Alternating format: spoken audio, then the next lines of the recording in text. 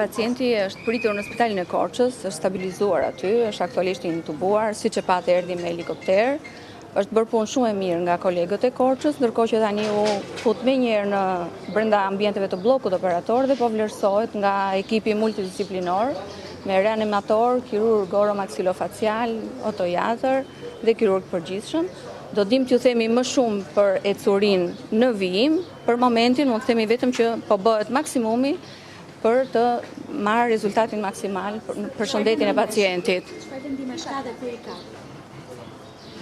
Ka lëndime në pjesën e qafës dhe të kokës. Unë nuk besoj që duhet hyjmë më në detaje, sepse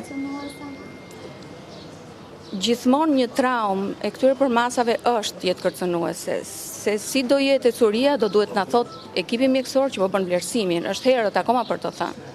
Nëse keni Në lidhje me autorin i cili po flitet që ai është duke ardhur, do të përdoret helikopteri apo do të jetë mirëja ambulancës? Keni informacione të këto? Është nisur me ambulancë deri spitalit të traumës edhe personi tjetër, edhe që ju tha doktoresha, dëmtimet janë të gjitha jetë kërcënuese, por gjatë ndërhyrjes që është bërë në Korçë, dhe një falënderim për ekipin e Korçës, dhe gjatë transportit pacienti ka qenë stabil me parametrat normale.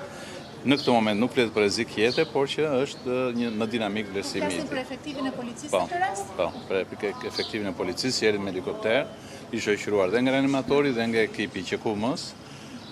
Gjithë parametrat janë në normë, nuk ka hemorragji në korso dhe është stabil në këtë moment sapo u fut në sallë, ku ekipi multidisiplinor po bën vlerësimin, qoftë të indeve të gojës dhe të qafës, në cilat është dëmtuar punonjësi i policisë.